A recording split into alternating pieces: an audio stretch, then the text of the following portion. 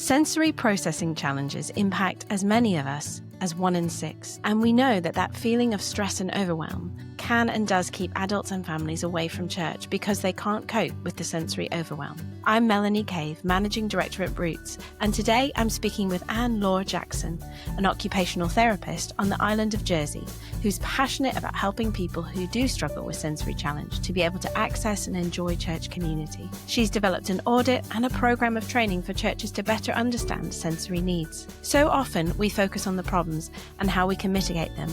But in this conversation, we share a bit of blue sky thinking. What if church were designed so all these people could participate freely? What would that look like? This is an informative and practical conversation, equipping you to make small changes that will help many people engage with worship and community. Thanks for joining us on the Roots for Churches podcast. Here we go.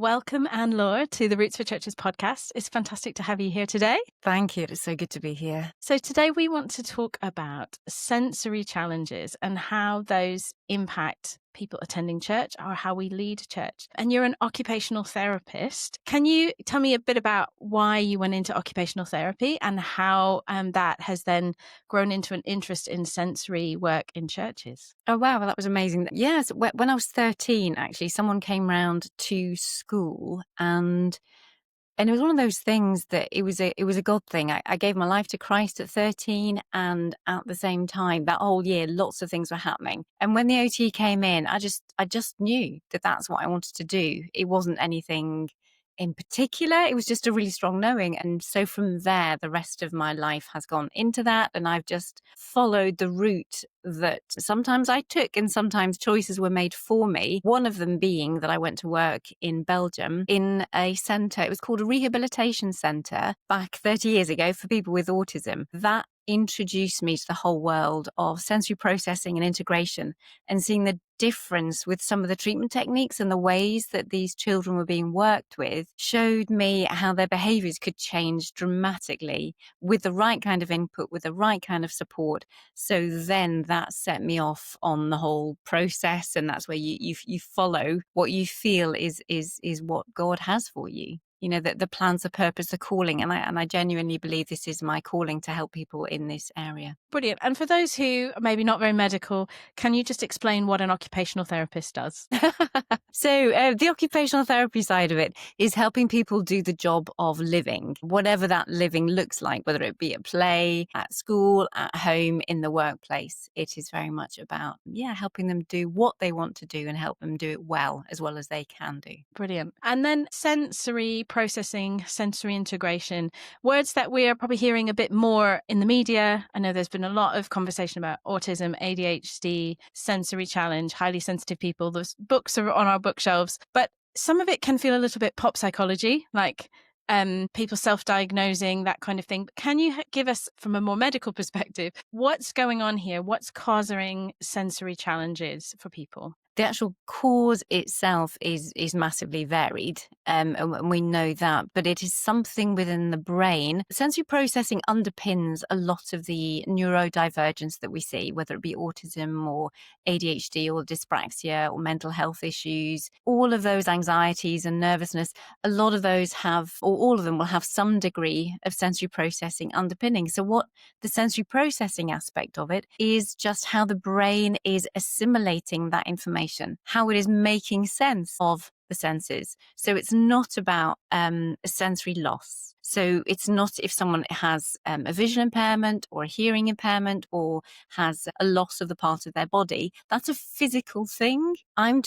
We are working about the processing of that information. So it's how the brain interprets it all and then responds to that sensory input from either inside the body or from the world outside. So it isn't just sight and smell and sound, although those are definitely elements of it. It can be like proprioception, whether you like things to be tight or not, whether you like a big echoey room or that intimidates you. So it's lots of different layers of sensory input. And it's also something to do with getting overwhelmed or understimulated, isn't it? So it's not always overwhelm. It can be the other way. Yeah. And there's more. So we often talk about, that's one area, especially in the area more of autism, where there is that overreactivity and that underreactivity. That now is part of the diagnosis. We've been working with it since the 1940s, since Canna first recognised this was an issue, and then the OTs were working with it, 100 years ago, nearly, but it only recently came into the diagnosis of autism. So there's a growing understanding of the importance of sensory processing, but it's still really slow. It's not yet in the diagnosis for ADHD. It's not yet classified as part of the technical medical diagnoses. And that's why we need to consider it, because we are all sensory beings. And it could be that people are overwhelmed. Anybody could be overwhelmed. We do hear it a lot. Oh, the music was too loud. So there are certain things that everybody will respond to in one way or another. And there are other things that only particular people will struggle with. And that's the importance. If we want to care, if we want to honour, if we genuinely want to help every single person, every single one of us in the flock, then we have to have a way of pulling those things out. Some will be overreactive. Some will be underreactive. Some will have a difficulty picking out the detail. We call that a discrimination, a perceptual issue. And then some will have those sensory-based motor issues, and they might be really clumsy, and they'll drop the cutlery, and they'll drop the cups in the kitchen area, and they might bump into your doorways. There are certain other aspects of sensory processing that are more not as obvious as people who will need their headphones because it is too loud. And they're the overreactive ones. But there's another 4 or 5 other different subsections of sensory processing that's really, really important that we understand too. And I suppose as a church, we're talking about, we want to be welcoming, we want to be accessible to everybody who wants to come.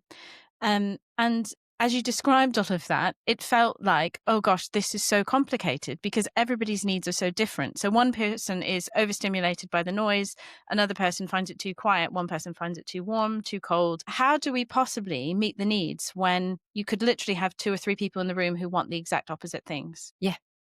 And that is where we need to have a look. We just need to ask the questions, because if we try and do middle ground for everybody, we're going to struggle.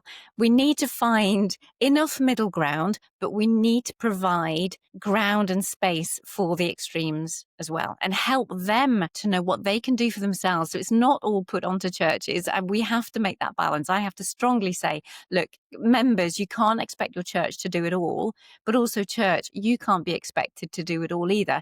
It is all of us as church coming together. We all need to play our part, and that's one of the aspects of the Sensory Healthy Church program, is about getting a questionnaire, getting an audit, getting to know your congregation, to know what are the niggles, as well as why people are not coming to church. So it just makes life a lot easier. But we just need to communicate. But it's having a tool to know how to communicate, and also having a tool to be able to know how to meet those needs that are different, rather than just acknowledging that this is difficult. It is difficult, but there's always a way. So what percentage of the population would you say is impacted by sensory processing challenges? Well, that's a really interesting one. Minimum is 1 in 20. But if we go with the latest research for even just taking autism into account, we're looking at 1 in 6. And we know that autism, sensory processing is part of that diagnosis. So it depends where you're going, where you're looking at. But there are going to be people, there is absolutely no doubt,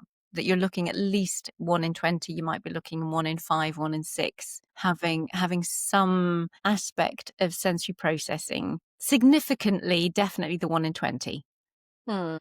1 in 6 can certainly be helped with raising awareness, just asking the question and just hearing what people genuinely will say. Because if they're not asked, most people just think they're being a bit funny, or they'll just avoid church, or, just let's open up the conversation. So you did a research project where you did a survey online and you asked people, are they struggling with this? Is this a thing? And I think my hunch, and having talked to a few friends who have autistic children, is that they just don't go to church anymore because it's too difficult. So you might be like, they're not in my church, and you're possibly right, because they have already stopped coming, or only one parent comes with, say, a different child, and they take it in turns, because it has seemed too high a mountain to climb to get get there to survive the service, and it's an endurance test rather than a place where you feel community. Tell us a bit more about this survey that you did about people opting out of church, or whether they could make it in church if they had sensory challenge. Yeah, so the biggest one was that 61% said that they avoided church. So that was a massive, massive reflection back. And this was put out through Facebook. So people think, oh, yeah, well, it's only your people that you were connecting with. It's like,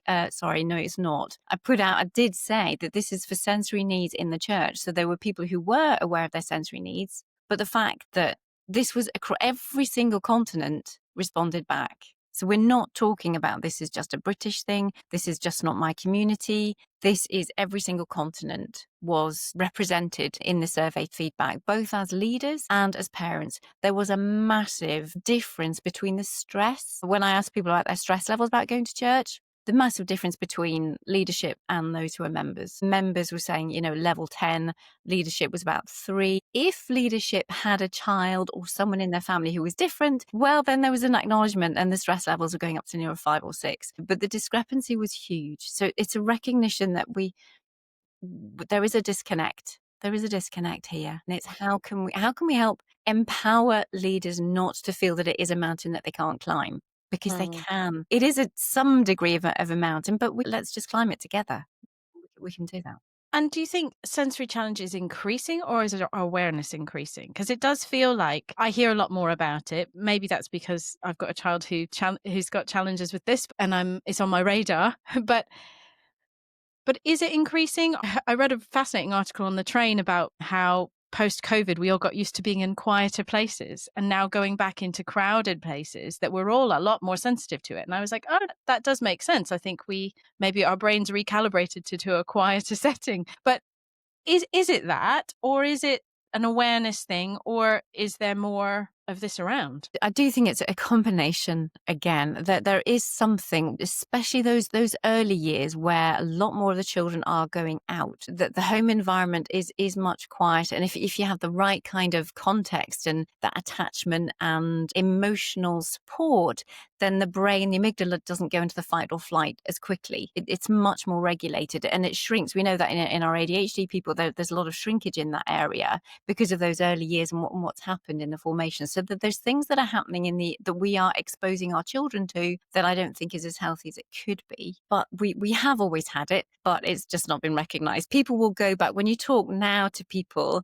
and they see it and think, oh yeah, well that was my dad, or that was my grandfather was like that, and so on. We do see it and we do hear it. Yeah. But I have to say, for the last 30 years, the schools that I'm going into now, there is a significant difference in the numbers of children that staff are dealing with. Yes, in the past, others would have been institutionalized and we wouldn't have seen members in society, but still in the mainstream now, there is a definite shift, I would say, over the last 10 years. And it feels like the way that we traditionally do church, where there's loud music, whether it's an organ, which is a very loud instrument, whether it's a praise band with drums and guitars, even just lots of people singing, that is quite loud in a big echoey building usually, and sound systems, or the idea of sitting still for, depending on your church, 10, 20, 40 minutes to listen to a talk. That doesn't work for many people with sensory processing challenges. Like, it's either too loud or it's too quiet and still. But it feels like wrestling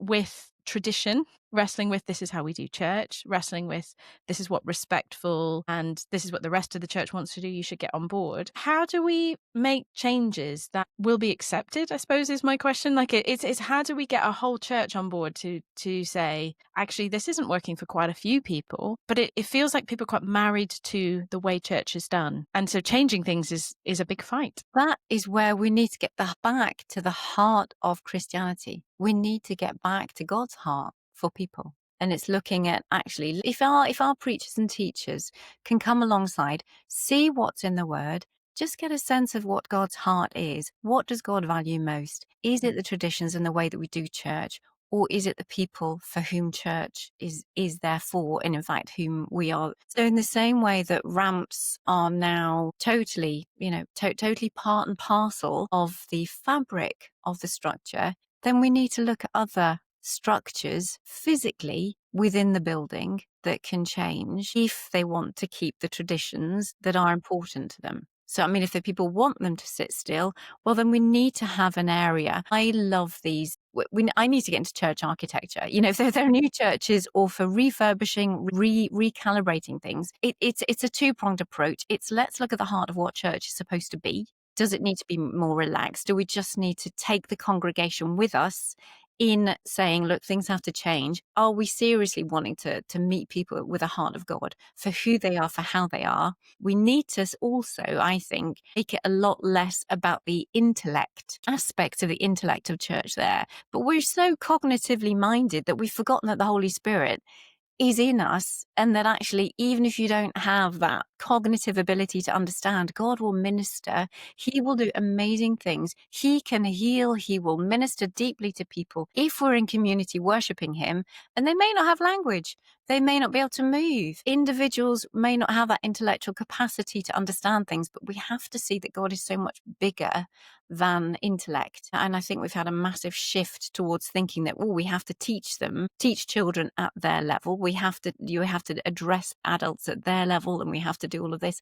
because we're very cognitive. But what about just relaxing into what church is? What is community? Eating, breaking bread, praying, sharing what the apostles' teaching is. There are basic things there that are just important that we do because we're Christians, and we need brave and strong and confident leaders to be able to lead their church into a more inclusive way of doing things and make it, I think, less academic generally. We do need the word. We do need the preaching. It is powerful. We know that it has to be strong, but it cannot be absolutely everything and the one thing that overrides everything else, because actually even scripture tells us there are more things that are important within church, and we need to incorporate those things too. And it's what does church look like? But it needs somebody. But you can, it's absolutely at the heart of God to teach through. But then we can also look at church architecture, which is another aspect of it as to how. So in your ideal church building, if you were renovating or building a space, what would you put in that you think would be helpful for those with sensory challenges? I would absolutely love see-through, but protective, double glazed. What I had in my head when I was praying this through and thinking, they're double glazed little pods. So they're kind of squares of, like conservatories, on the inside of the churches, around the outside, where you would put swings, rocking chairs. You could put blinds down. You could control the atmosphere. You could control temperature. You could control the auditory. You can control how much sound is coming through. But you're still visually connected to everybody. So that, you can move around in there. The one thing that is really hard is the fact that people do have to sit down all the time. So the big music and the fact they have to sit for as long as they do, those are the two biggies. And the fact that there is no choice within that as to how people can move, what level of sound, what brightness of lights, because some are very dark these days, but you've got then strong lights as well. And it's how we can meet those different needs, but it has to be individualized within a church. That's my heart. So it's not taking people out. It is bringing people into the main sanctuary, but giving them a pod of their own. And you can have family pods. So you can have your 5 or 6 children in there where the families can oversee them. Or you can have Granny in her own pod, and she can rock away and she can click with her knitting needles and whatever else, so that she can actually be part of it. But she has her own little space, but it's not in a room outside of the church. It is within the main the main kind of sanctuary. And then the kids can sit and colour and play and chat away if they need to quietly, but they're not going to do it in a way that's going to be disruptive to others. And then you can put blinds down around those pods to stop if there's visual distractions. So that would be my absolute ideal. Yeah, I'd love to see that. And I don't yet see that anywhere. No, I can imagine. I know that some churches will have like a nursing babies or a cry room, they used to call it, which is on some levels frustrating because it felt like the babies weren't allowed to make any noise. But it did mean that if you wanted a quiet place to, say, breastfeed, or if your baby decided that right in the middle of church was when they wanted their nap, they could be in a separate room, but you still had the audio from the service. But I think with those, often it feels like they're at the back and they're not part of it anymore. So what you're talking about is that visibility. It's kind of like people can engage on their own terms. rather than being shut away and out of sight, out of mind. And it's that balance of people needing to be able to separate themselves a little bit to manage their sensory input, but not wanting to be isolated. How do we be part of it while still being a little bit separated? Yeah. And that's the only way that I personally could consider doing it. And also then you choose which is if you have numerous pods around the outside, then you can choose where in the location suits you better, because everybody will have their different needs. And it may be that someone who likes to move around, unless you put blinds down on their area, that they're the ones that choose to move at the back, and so they're not visually distracting others. Mm, And it's how the balance between bearing with one another, but also respecting mm, and honoring one mm, another. That's a fine balance too. But then if I just like people feeling included, being visible. And if lots of people have that choice, it could be that somebody one day they've just got a really bad headache. It's a short-term thing that's happened. mm, They would just love it. A small pod of their own. They're still part of the church, but actually, I've just had a really bad day or I've had a really bad week. I really want to be here in church, but I really need everything just that bit quieter and my own space. I don't want anybody to touch me. I don't want anybody to talk to me, but I do want to be in fellowship and I do want to be in church. I want to receive what coming together in fellowship mm. gives me and what God wants to do through it, but I can do it in a way that just meets where I'm at, rather than people thinking, all right, no, I'll just stay at home today. Because there is something about being in person. So, we did learn through COVID that we could, create a live stream, or you could record it and put it on YouTube, and people could, if they were immunocompromised, if they couldn't get out of bed, well, they can still sort of travel along with what's going on in church. But it is that lack of interaction. So I think the interesting bit about the pods is that there's still that bit at the beginning and end where people interact and socialize. And I would love to hear from you some tips on that, because for my daughter, the sort of free for all of lots of people talking and coffee, and that's actually really hard work for her.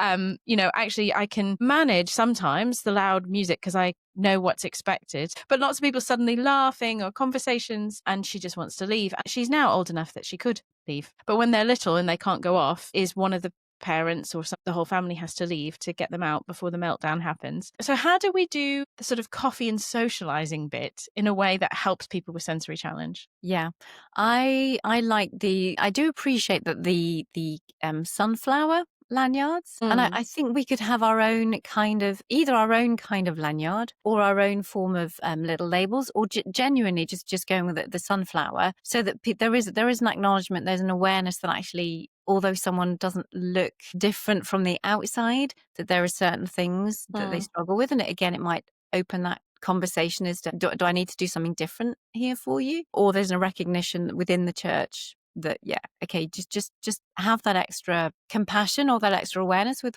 what's going on. But on a practical basis, we could then have teams to support people afterwards, breakout spaces where you could have a quiet space where those who just want to be able to maybe just have a drink, play a board game while parents chat, or if it's the adults that need a quiet space, you've got different breakout rooms after that. Or again, you use your pods and you bring your teas and your coffees and you invite people into your own little pods, just so you can control the auditory aspect of things, which is one of the biggest things, and the hustle and the bustle, the being touched unexpectedly. Have those breakout rooms afterwards, but try and pair people up. It would be nice to have part of that team, part of that leadership, part of the audit that you do, part of the questionnaire will address what are the areas that you're struggling with, and therefore the team or the individual or the parent, if there is no team, if it's a small church, knows that there is somewhere to be able to take this individual,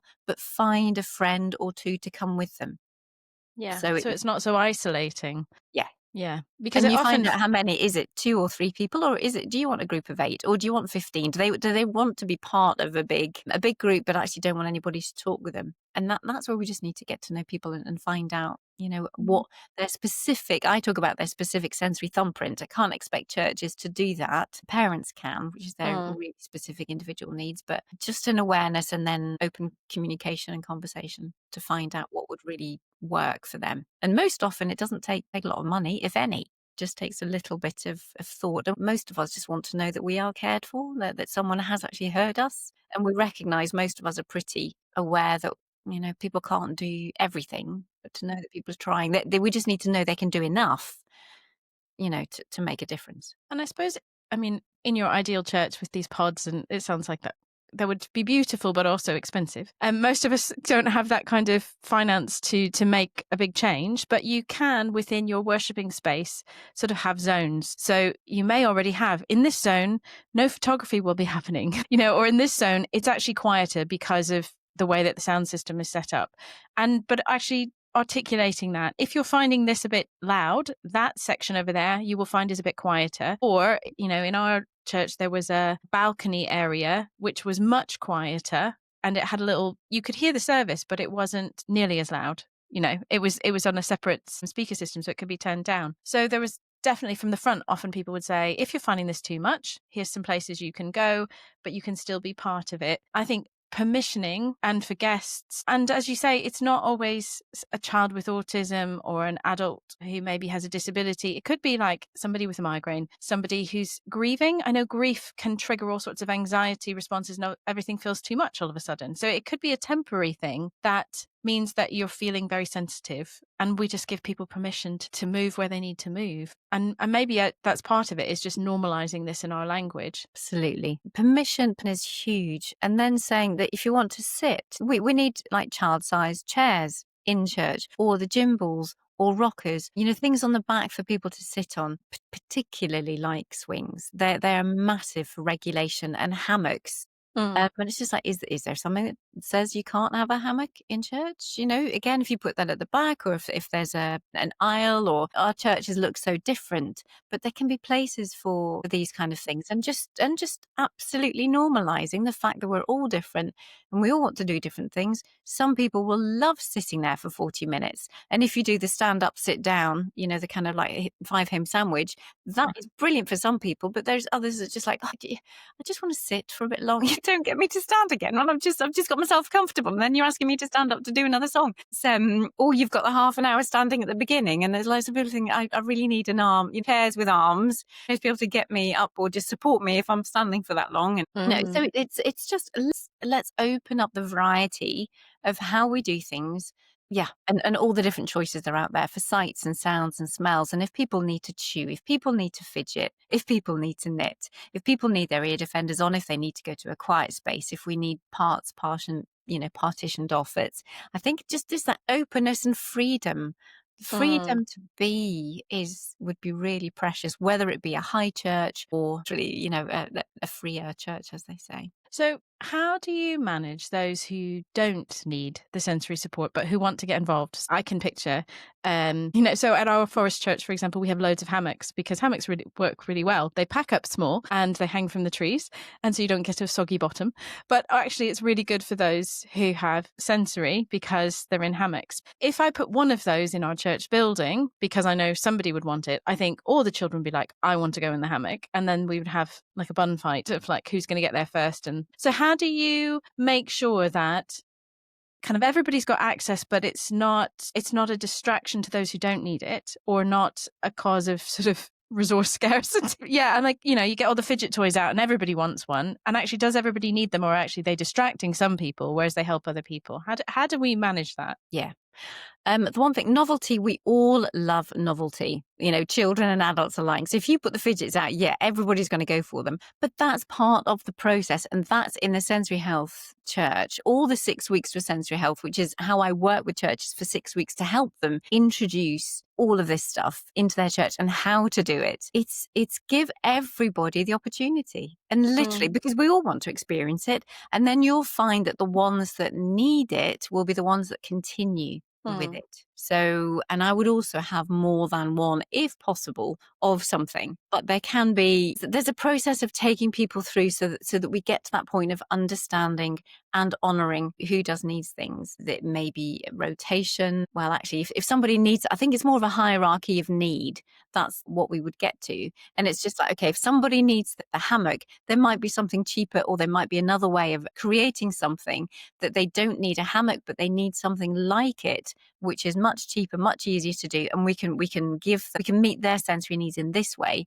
Whereas the person who really does need the hammock because of their vestibular system, because of their tactile processing, because of their proprioceptive needs. They, on that scale of assessing, they're the 10 out of 10. And if they don't have that, they're not going to be in church, and their family is not going to be in church either, because it's just too much work, or you'll only get one family member. We want to be a church to bring the families together. Jesus was always about family. Even when, people wanting to send the children away, it's not like, no, don't take the children somewhere else. Let's do this together. That's really good. So tell me a bit more about the course that you take churches on and the audit. How can people find out? Because we've thrown loads of ideas. But I think, as you say, it needs to be bespoke to the people you've got, the setting that you're in. So what's the process that people could go on? The free version, that's the 3 hours for anybody and everybody, is go to sensoryhealthychurch.com. And there you see the first hour is about the research that I did. And all the things, well, nearly all the things that people were telling me, goodness, I had pages and pages worth of feedback.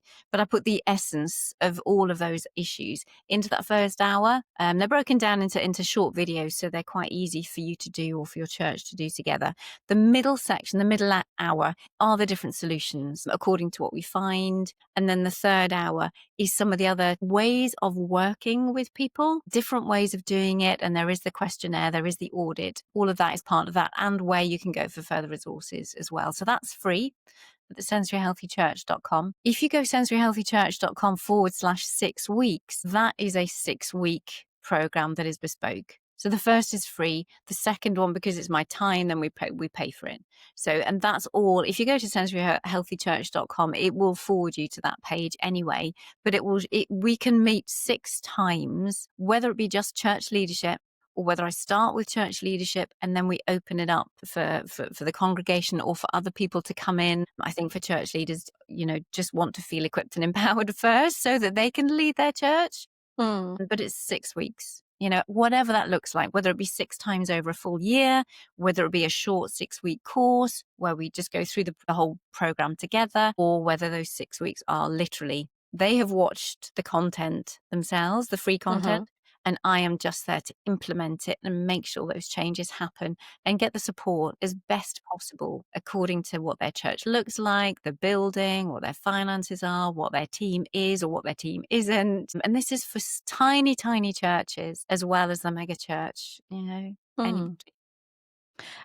And that there's this question of scale, isn't there? That you might think, our church isn't big enough to have sort of like a sensory room or anything. I mean, I have been part of a church that has had a special sensory room. They have a huge children's work, and they can have all sorts of sensory toys. And because they have it, then more of those families come. But it doesn't have to be a mega church that has all this money to do this. As you say, a lot of these things are not expensive to buy. A hammock is not expensive. You can get them less than £20. And fidget toys you can buy them in the works. You can buy them anywhere. They're everywhere today.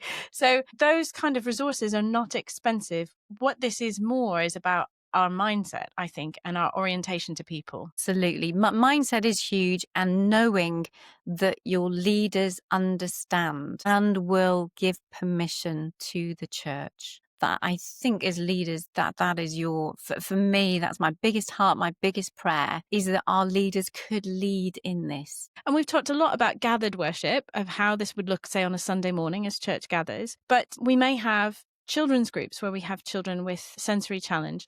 Have you got any sort of top tips for ways to regulate or calm or help everybody participate when you maybe have one kid who is in the corner totally not participating, or another child who's pinging off the walls, bouncing around the room and setting everybody else off? What top tips do you have for children's workers?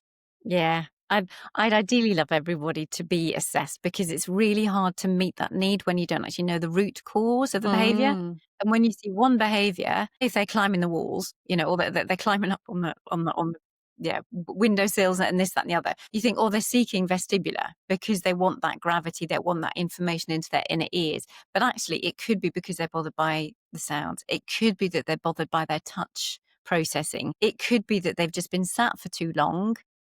And they've got a lot of energy. And they've got a lot of energy, and they need to move. They need to fill their sensory tank. So actually, it could be that before church, can you get some play equipment? Is there a playground nearby where actually you get them out there And then you come in, so they're more settled, or you've got activities within there. There's always some basics that I would have in every area of work, which is a gym ball. It is a weighted blanket. There'd be blackout tents, ear defenders, fidgets, but you have to understand what's going on. So I think a little bit more training in sensory processing would certainly be helpful to understand the triggers that can set people off. So there are basic kind of triggers about the sights and the sounds and the, if you get children too psyched up, or if you get them shouting out unexpectedly, there are certain things it's like, can we just dim that down a little bit?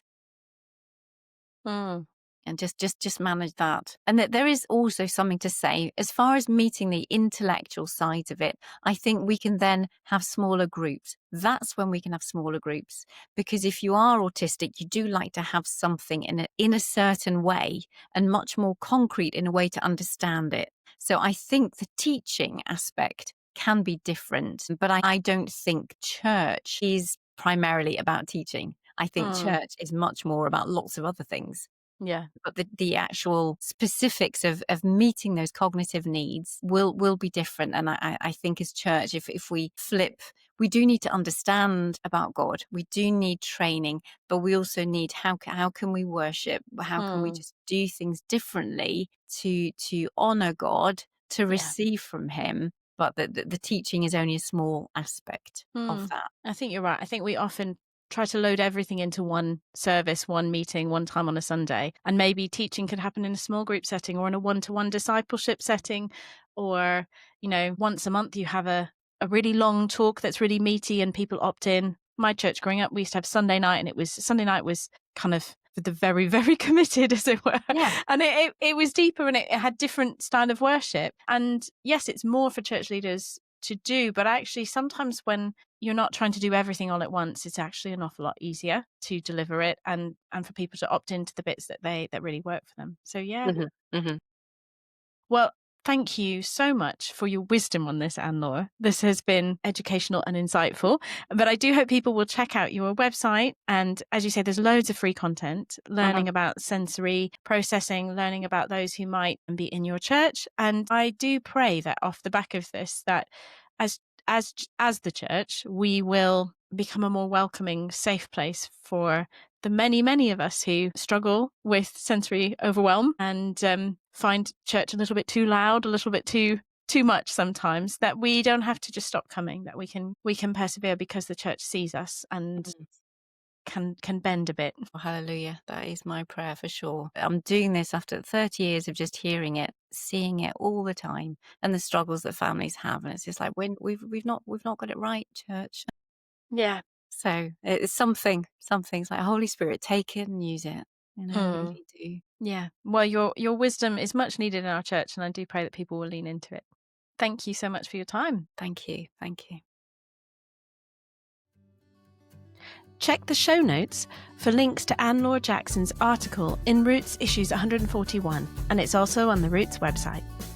Anne mentioned that a visual timetable can be helpful to ease transitions and help people prepare for what's coming next. In collaboration with Mark Arnold, Additional Needs Ministry Director at Urban Saints, Roots developed our visual timetable for churches, depicting many common activities in Christian services and groups. It's available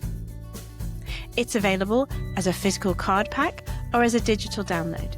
Head to rootsforchurches.com/VT for visual timetable to get one for your church. Roots exists to help you lead great church that's growing, relevant, engaging, authentic, and together.